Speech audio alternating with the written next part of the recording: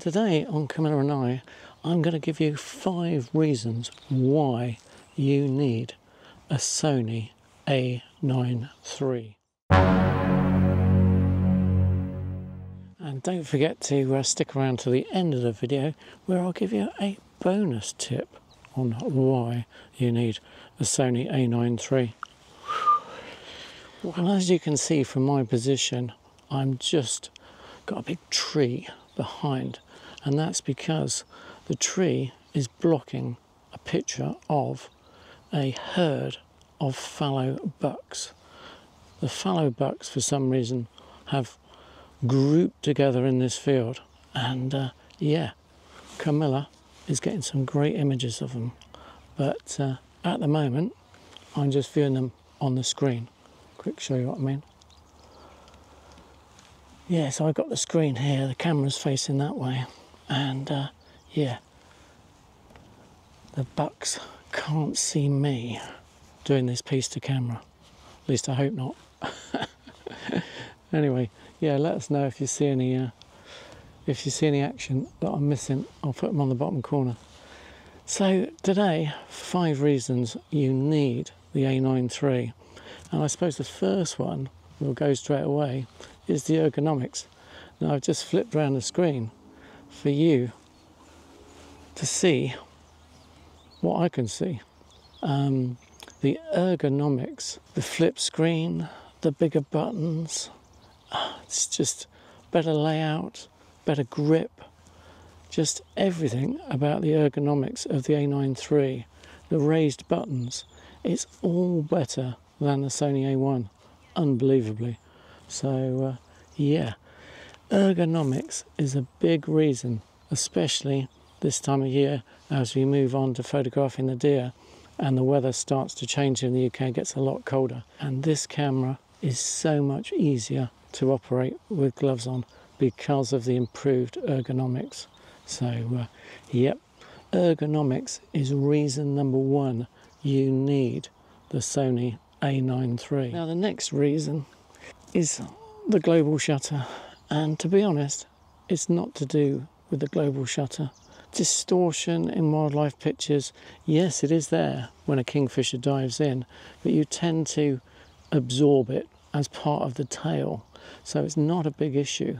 So yeah, global shutter, you don't need it, but it's the 120 frames per second you get from the global shutter, and we don't even go that far at the moment on Camilla and I. We've hardly used it on burst mode 120 frames per second, but we could. But we currently use it around the 60 frame per second mark, and we get at least twice as many photos as we used to get with the Sony A1. Does this matter? Well, yes it does. Just as we went from 20 frames per second with the A9 to 30 frames with the A1, you now have got the option to go to 120 frames per second, and you get literally every wing beat and every antler clash going in a rut. So yeah, it does matter, and this is a second reason to get the A9 III. You get more shots.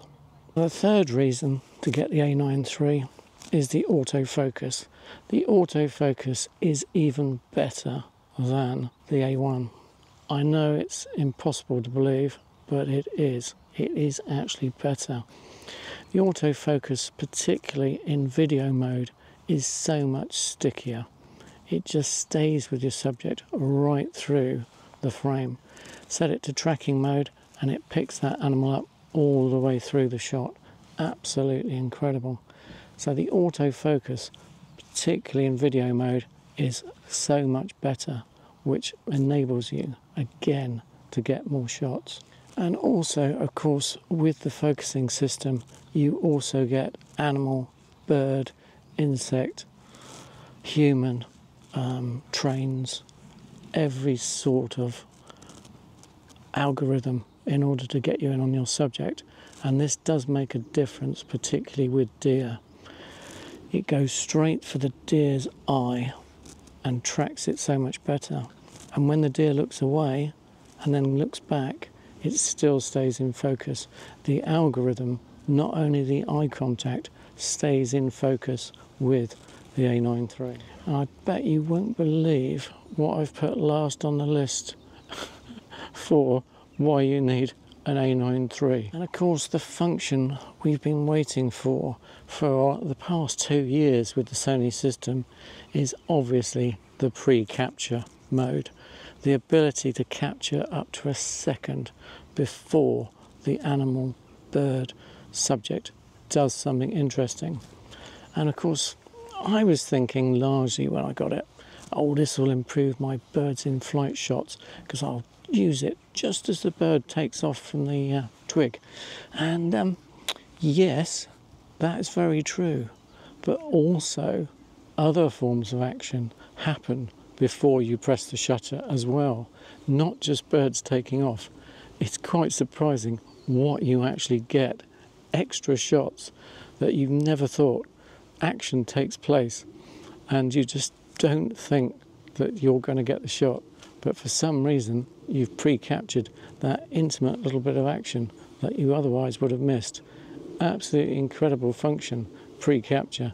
So yeah, we've wanted it for ages, but that's the 4th reason you need a Sony A9 III. And the last reason is really not necessarily to do with the camera. It's the ISO performance. And ISO starting at ISO 250, I thought was going to be a real limiting factor. I thought low light shots were going to be a real problem. And this is where I was going to struggle, particularly as well, to blow up those images. But of course, DxO have come along with RAW 4 and Topaz denoise. Absolutely incredible. Nothing to do with the A9 III, but everything to do with the software available now. So ISO 12,800, no problem at all with the A9 III. Everything, as long as you get close enough to your subject, which is the sort of shot you want. You need to get close enough to your subject to get that detail. So yeah, the 5th reason, I suppose, is not what you'd expect. It's not necessarily to do with the A9 III. It's the software that's available now. Absolutely incredible, which makes the A9 III and its global shutter so usable for wildlife photography. But to sum up in a few words, Jonathan Hodgetts, for example, has now sold his Sony A1 and bought another A9 III to go on his safari and trips aboard, because he finds it so much better. The ergonomics, the autofocus, the pre-capture, the animal, insect and bird auto-detect, incredible. The global shutter with no distortion, absolutely incredible. To sum up, with the A9 III, you get the shots you don't get with the Sony A1.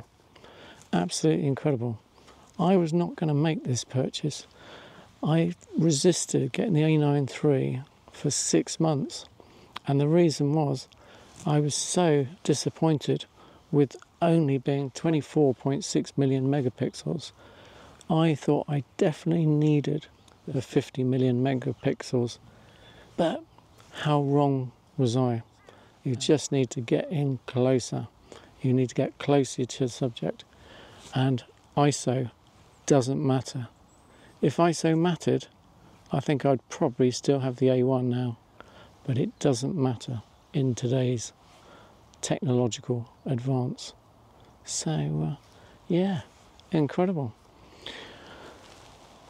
Anyway, any action I get with the deers, I'll show you. Oh, noticed on the screen they've moved off. Anyway, any action I get with the deers, I'll put it at the end of this video. But yeah, 5 reasons now why you need a Sony A9 III. And also, of course, there's no sign of the Sony A1 Mark II. which could be at least another 6 months off from this point, I'd suggest. So anyway, part of the reason I went for the A9 III now was to get ahead with the technology, and I'm so glad I did, because now I've got more used to the A9 III, and when the A1 II comes in, I'll be more used to using those features on that camera. So that, I suppose, is the bonus reason why I went for the A9 III. And I've been very surprised. I did not expect it to perform as well, and I did not expect it to actually improve my wildlife photography by approximately, putting in percentage terms, 35 to 50% improvement in my photography with this camera. So anyway, comments below, let me know if you still think I'm mad and I'm missing something. But yeah, I'm really enjoying my wildlife photography with the A9 III, as you can guess. Anyway, have a good one. Bye from Camilla, the deer. Oh dear, he seemed to have gone. Anyway, bye for now. Have a good one.